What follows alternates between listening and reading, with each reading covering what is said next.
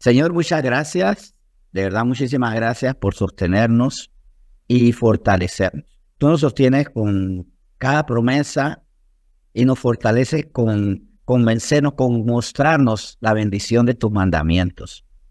Y tú nos fortaleces cuando nos quitas la debilidad de nuestros pecados. Cada pecado que es echado fuera de nosotros es también un debilitante menos. Somos fortalecidos por la verdad y somos liberados por la verdad. Por tanto, la mentira que es ese pecado, Señor, que nos dice que somos lo que no somos, ¿verdad? Lo que dice a lo bueno malo, a lo malo bueno, nos va debilitando y esclavizando. Porque si la verdad nos hace libre, obviamente la mentira nos esclaviza. Es más, tú llegas, Señor Jesucristo, como la verdad para quitarnos de la esclavitud de muchas mentiras que han manejado nuestra vida, teniendo al pecado como un esclavista cruel, porque nos esclaviza para hacernos daño de inmediato, para hacernos daño más adelante, para hacernos daño ya y más adelante también. El pecado no se rinde de hacernos daño. Por eso, Señor, gracias por venir a rescatarnos con tu verdad, por darnos también el Espíritu de verdad, el Espíritu Santo, para que la verdad escrita, la palabra, sea comprensible para nosotros y sea un anhelo vivirla. Señor, gracias porque tú pones estos mandatos que en la carne son difíciles o a veces hasta indeseables, los pones para nosotros accesibles. Nos das el poder en Cristo Jesús para que no nos quede grande la palabra. Y nos das ese gozo, ese ánimo, el amar tu palabra, lo que quiere decir, Señor, que nos has quitado viejos apetitos, porque tu palabra nos quita viejos apetitos para darnos el nuevo y correcto apetito. Apetecer tu verdad, tu propósito, apetecer tu sabiduría. Y apeteciendo tu sabiduría, entendemos entonces tu misericordia, tu justicia, tu eternidad, porque incluso antes de entender la verdad, Señor, le teníamos pánico al fin de los tiempos. Ahora nosotros no lo vemos con pánico. Si no le tenemos miedo al fin de los tiempos, es porque tú has hecho mente nueva en nosotros y entendemos que es el fin de la maldad de estos tiempos, el fin de la impureza de estos tiempos, el fin de la injusticia de estos tiempos, para entonces entrar ya a una eternidad perfecta, donde todo será justo, todo será perfecto, todo será bueno y buenísimo en gran manera, y tú nos darás la oportunidad de disfrutarlo. Solo rindiéndonos a ti, Señor, eso sí, renunciando a este mundo, arrepintiéndonos y convirtiéndonos a ciudadanos del reino de los cielos desde ya. Hoy bendecimos esta palabra, Señor, con la que tú nos quieres seguir formando, nos quieres seguir fortaleciendo y nos quieres quitar la debilidad de la carne, para que ya no débiles por la carne, sino fortalecidos por el Espíritu, tengamos esa vida maravillosa que tú quieres que disfrutemos, que experimentemos. Señor, haz lo que sabes hacer con tu palabra, cosas nuevas, limpiarnos, y nosotros tenemos que aprender también. Ya tú sabes, nosotros estamos en este aprendizaje, aprendiendo obediencia, Señor, a creerte y vivir tu palabra. Señor, hoy bendecimos este tiempo teniendo altísimas expectativas. Pongamos todas nuestras expectativas delante de ti siempre, Señor, es lo que tú quieres, de que tú harás cosa nueva y maravillosa. Gracias por lo que hoy nos vas a instruir en nombre de Cristo Jesús. Amén. Muy buenos días a todos. Y la palabra de hoy nos refiere a sí misma. ¿Cómo así? Bueno, hoy quiero que meditemos en un título que vamos a sustentar muy bíblicamente. ¿Quién inspiró la Biblia? Esta es la gran pregunta. ¿Quién inspiró la Biblia? Nosotros estamos frente a la Biblia continuamente y buscamos en la Biblia cuál es el camino que debemos seguir, en qué camino debemos andar y qué camino nos debemos afirmar para no irnos por otros caminos. Ahora, esto es bien delicado si nos ponemos a ver que toda nuestra vida se basa en lo dicho en un libro. Y recuerden, la calidad de un libro depende de la calidad del autor. La calidad de los pensamientos del libro depende de la calidad de los pensamientos de que escribe. Por eso es muy importante entender quién inspiró la Biblia. Ya tal vez lo entendamos, ¿sí? No dudo que muchos ya sabemos quién inspiró la Biblia, pero vamos a darle a esa palabra más contenido. porque fue escrita por unas 40 personas. ¿Y quién la inspiró a ella?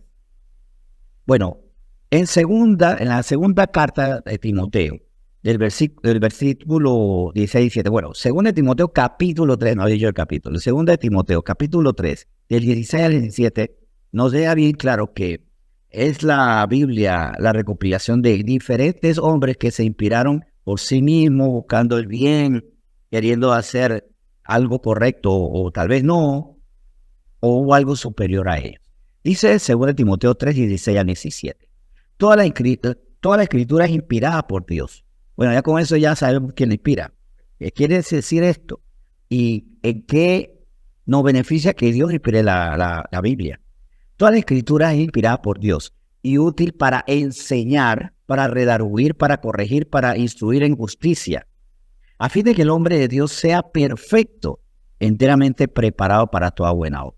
Si unimos la primera expresión y la última, sin dejar de detallar ahora, vamos a detallar lo que está en medio, vemos que no solo la palabra es inspirada por Dios, sino que nos perfecciona.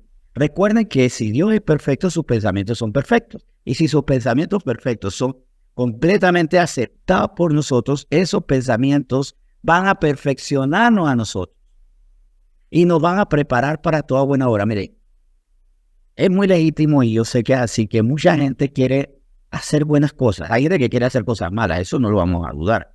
Hay personas que hacen las cosas malas sabiendo que son malas y otras que las hacen malas creyendo o tratando de excusarse, inventándose cosas para que sean buenas. No, yo robo al Estado, pero es que mi familia, yo no le puedo dejar a ellos un futuro desamparo y demás. Igual eso no quita, no, eso no es excusa para hacer el mal. Porque si para desamparar tu familia tienes que desamparar a todo un Estado, a muchas familias, estás mal. Estás mal y estás siendo injusto. Pero volviendo al caso de los que queremos hacer las cosas bien. El Señor nos quiere preparar y por eso dice que esta escritura, que es inspirada por Dios, nos prepara enteramente para toda buena obra. Toda buena obra en nuestra familia, vamos a verlo así. En efecto, como hemos estado viendo hoy, la palabra es inspirada por Dios. ¿Y cuál es su gran beneficio? Su maravilloso beneficio, que nos prepara para eso que anhelamos. Yo sé que aquí hay personas que anhelan toda buena obra y el Señor nos prepara con su palabra perfecta. Pero volviendo, y este énfasis está bueno, para que sigamos confiando en la palabra, para que sigamos descansando en ella. Pero en ese sentido, volviendo a este punto que me parece muy importante sobre la inspiración, solamente porque Pablo se lo dijo a Timoteo, tenemos que creerlo así, o la misma Biblia sostiene en sí misma que es inspirada por Dios. Esto es importante. Vamos a Salmo 119, versículo 105. En Salmo 119, versículo 105, nos queda claro que esta palabra, inspirada por Dios, tiene atributos para nuestra vida. ¿Qué dice Salmo 119, versículo 105? Lámpara es a mis pies tu palabra y lumbrera mi camino. Miren que aquí el salmista hace una declaración que la personaliza, o sea, hablando de la palabra de Dios, la aplica a su vida. Y ahí es donde a veces codeamos, cuidado. Porque tal vez nosotros vamos a decir, lámpara es la palabra de Dios y lumbrera el camino de la gente. Y a mi camino y a mis pies es lámpara, es luz. Cuando la palabra es lámpara a mis pies, cuando lo que voy a pisar lo hago bajo la luz de esa lámpara. Quien ha estado en un camino, estos de campo, donde uno sale solamente con la linterna o con la guarilla, como se le llama, sabe que en mayor oscuridad se debe confiar plenamente en la luz. Y uno no pone el pie sino donde el haz de luz le indica. Pues así debe ser en nuestra vida. No voy a pisar sobre un camino si tú no me has dicho, pon el pie ahí. Cada decisión en mi matrimonio, en mi trabajo, en mis relaciones con mis demás familiares, con mi sociedad, deben ser dirigidos por el Señor, por medio de su palabra. Cuando el Señor me dice que no ande en consejo de pecadores, que no esté en silla de escarnecedores y de chismosos, por ejemplo. No puedo estar sentándome con chismosos, tengo que alejarme de ellos. Cuando no puedo estar en caminos de malvados. Entonces, ahí yo me aparto. Cuando no puedo solamente deleitar mi carne, ahí yo me aparto. Porque el Señor me indica por dónde sí y por dónde no. Es más, ya que estamos en el Salmo 119, vamos al versículo 9, bastante antes del Salmo 119. Este es el Salmo el extenso de la Biblia, ¿no? Salmo 119, versículo 9 nos dice: ¿con qué limpiará el joven su camino? Con guardar tu palabra. Bueno, quiero tener una vida mejor, quiero corregirla. Voy a buscar tu palabra, Señor. Quiero limpiar mi camino porque se ha ensuciado, porque está sucio. Porque el camino está sucio porque estamos en un mundo contaminado, ¿verdad? Pero también porque por mis equivocaciones, por mis pecados, yo mismo he contaminado ese pecado. Entonces, ¿qué es ese camino? Entonces la palabra va quitando. Del camino quito esto. Esto no me conviene, esto no está bien. Pero de las cosas que yo he puesto a ese camino, también me desprendo, voy quitando. ¿Y cómo lo hago? A veces queremos perfeccionar nuestra vida solamente guardando la palabra de Dios. Y Jesucristo lo dijo así en Mateo 7:24. Dejó bien claro el beneficio de su palabra. Mire, nosotros construimos nuestra vida con decisiones. Construimos lo que es nuestro futuro con las decisiones del presente y también arrastrando las decisiones del pasado. Es más, tenemos que entregarle muchas decisiones del pasado a Dios para que Dios enderece la senda y corrija. Y por su misericordia hasta quite esos efectos del pasado. Dios lo puede hacer, claro. A veces lo va a dejar por un tiempo para que nosotros vayamos creciendo en sabiduría, porque si lo quita antes de que entendamos cuál fue el mal, vamos a volver a caer en él. Pero aquí vemos que Jesucristo dijo, Mateo 7:24, cualquiera pues que me oye estas palabras, o sea, las palabras que él decía que eran las palabras de Dios, cualquiera pues que me oye estas palabras y las hace, le compararé a un hombre prudente que edificó su casa sobre la roca. Y ahí vemos que la palabra es suya, es de Dios, y él la anuncia a los demás. ¿Para qué? Para ser prudentes. Mire, yo quiero ser prudente, simplemente hago lo que Dios me dice. Ya, por tanto, no hacer lo que Dios me dice es lógicamente imprudencia. Y esta es una palabra que, la palabra de Dios es como Dios. Recuerden, Dios es inmutable, o sea, no cambia. Dios es eterno, no dejará de ser. Dios siempre será perfecto. Y esto lo vemos en Mateo 24:35, implícitamente en Mateo 24, versículo 35. Vemos que la palabra de Dios es inmutable, no cambia. Es eterna, no dejará de existir. Su vigencia no pasará y por supuesto es perfecta. ¿Por qué? Porque dice Mateo 24:35, el cielo y la tierra pasarán, pero mis palabras no pasarán. ¿Y por qué no pasarán? Porque la palabra de Dios ni siquiera se puede envejecer. Hay cosas que un tiempo aplicaron, ya no. ¿Qué cosas aplicaban antes y ya no? Las convenciones humanas, los principios humanos, durante un tiempo era necesario hacerlo así, ya no. Porque son cosas humanas. Hay principios que en un momento nosotros consideramos como perfectos, pero son humanos. Pero la palabra de Dios no pasa. Es inmutable, no cambia. Porque yo puedo decir, no, mi palabra no ha pasado. Sí pasó, porque tú antes decías una cosa y la cambiaste a otra cosa. O sea que es mutable. La palabra de Dios no cambia. La palabra de Dios es eterna. Por eso es que no va a pasar. Todo lo que vemos, y a veces yo voy a estos lugares bien bonitos, casas hermosas, y yo sé que un día eso no va a existir. Paso por barrios y digo, mira, hay cosas espectaculares, y todo esto va a desaparecer, pero la palabra de Dios permanecerá. Y ya que eso lo creemos, vamos a ver algo, vamos a volver a insistir en que la palabra que estamos escribiendo es de Dios, que estamos leyendo, la que estamos leyendo, nosotros estamos para escribir palabras nuevas, viene de Dios, y en Salmo 19:7 queda claro. Por si acaso nosotros pensamos, bueno, la palabra de estos grandes profetas, estos grandes siervos, estas personas que quisieron hacer el bien. Está bien intencionada esta palabra, pero puede tener errores porque somos humanos. Pues dice Salmo 19:7, dice, Salmo 19:7. Lo siguiente, miren, la ley de Jehová es perfecta, que convierte el alma. El testimonio de Jehová es fiel, que hace sabio al sensible.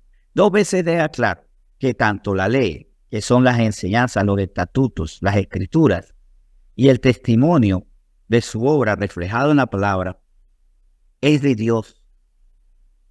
O sea, la ley de Jehová es perfecta porque viene una mente perfecta. Y aquí queda lógico que dice, ¿por qué creemos que es de Dios? Porque dice, la ley es de Jehová, es perfecta. Pero también porque es perfecta.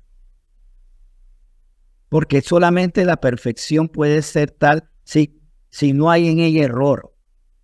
Jamás la palabra del hombre será perfecta. Porque siempre hay algo que no sabíamos. Y en Juan 7:16, Jesucristo lo dijo. Aquí estamos hablando de Jesucristo, que sabemos que es Dios, creemos que es Dios, pero aquí Él está hablando en su condición también de hijo de Dios, pero también Él estaba hecho hombre en ese momento. Jesús, que es Dios, se hizo hombre para habitar entre nosotros, para ser Emmanuel, Dios entre nosotros. Y Él dejó bien en claro de quién es la palabra. Y si Jesús lo dijo, yo lo creo. No, es que Jesús dijo que la palabra es de Dios, pero mi vecino dice que no. El profesor de filosofía dice que no.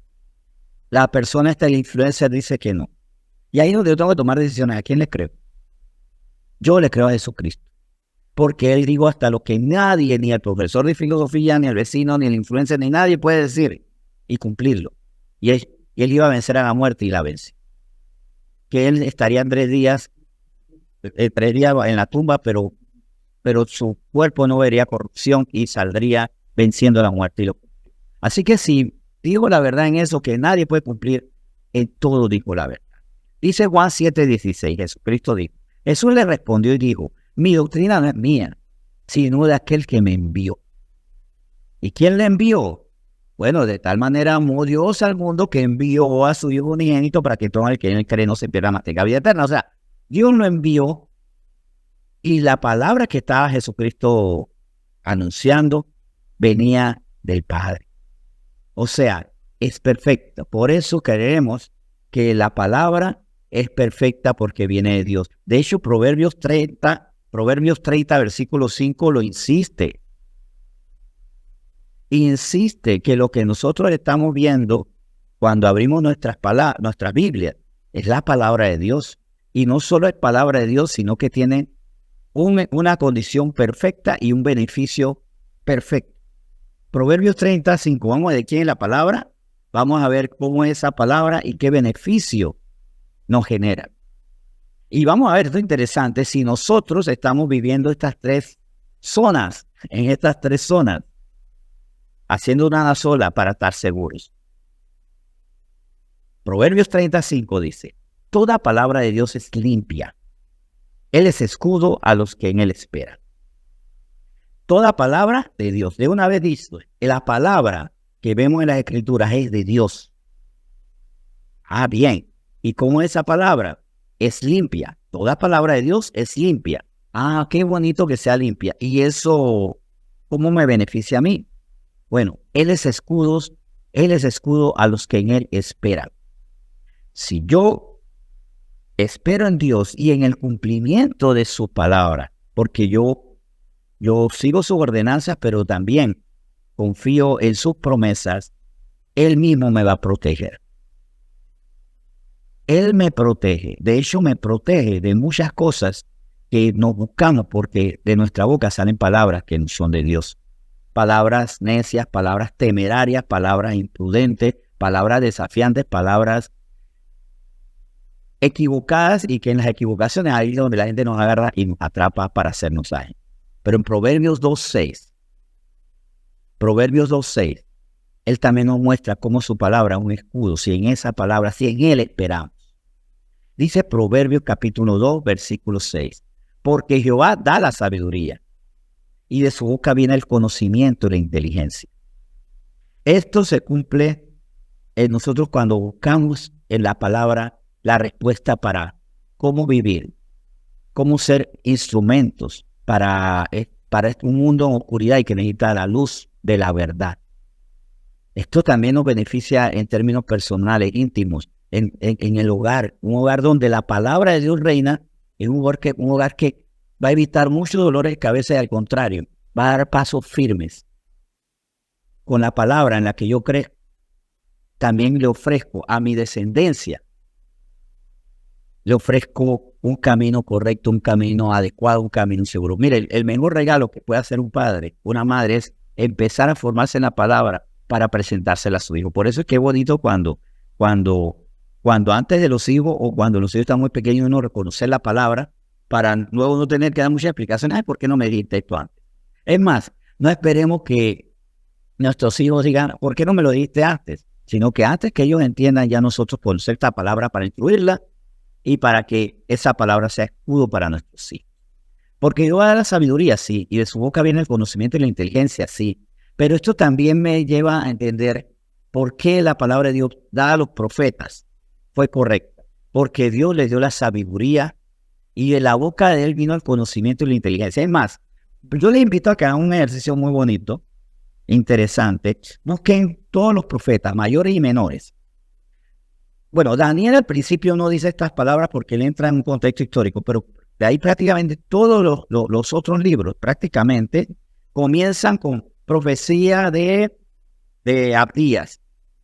Jehová me dijo, profecía de Isaías en tal condición, porque Jehová me anunció.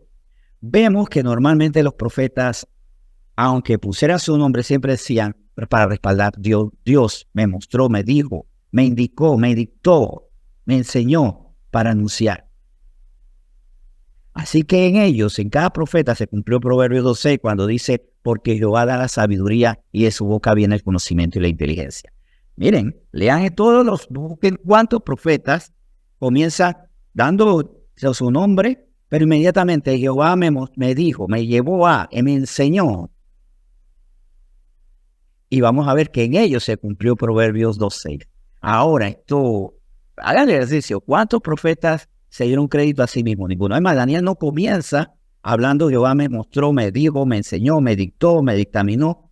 En el capítulo 1, porque comienza con el contexto histórico, da una referencia, pero luego continuamente es la gloria a Dios que le mostró los sueños, le mostró profecía y cómo él escribía lo que el ángel le decía, lo que el Señor le mostraba. Bien, ahora esto lo debemos poner como una bonita aspiración. Busquemos a Dios para nosotros poder decir, Dios me mostró cuál era la salida de la situación que estoy viviendo. Dios me mostró, me enseñó por medio de su palabra y de su espíritu que me hizo entenderla. Y yo confié porque la palabra de Dios es perfecta. Lo que está en la Biblia viene de Dios. Y confié en su palabra, eché la red. Pongámoslo como un bonito y muy necesario desafío. Vamos a orar. Señor, muchas gracias por tu palabra. Nosotros estamos ante muchas situaciones que resolver. ¿Qué ocurrirá si ante cada situación que tengo que resolver, laboral, financiero, familiar, en mi relación con mi familia, en mi crianza de hijos, en los planes que tengo a futuro, en las situaciones que tengo que resolver ya? ¿Qué pasará si pongo tu palabra como lámpara a mis pies, como lumbrera en mi camino? Nos irá bien. Nos irá bien porque fiel es el que promete y perfecto es en sus pensamientos el que nos dice en sus palabras, haz esto y prosperarás. Tu palabra, Señor, está para que crezcamos, para que seamos preparados para toda buena obra. Confiemos plenamente en que esta palabra es tuya y tú no la reservaste, sino la diste para todos nosotros para que nos vaya bien. Pongamos cada decisión y que eso sea un esfuerzo de nosotros en cada cosa que vamos a hacer hoy y así replicarlo todos los días. Pongamos tu palabra como el indicador, como la ley de qué es lo que voy a hacer para resolver cada situación de ahora en adelante. Señor, hoy bendecimos tu palabra que es perfecta en nombre de Cristo Jesús. Amén.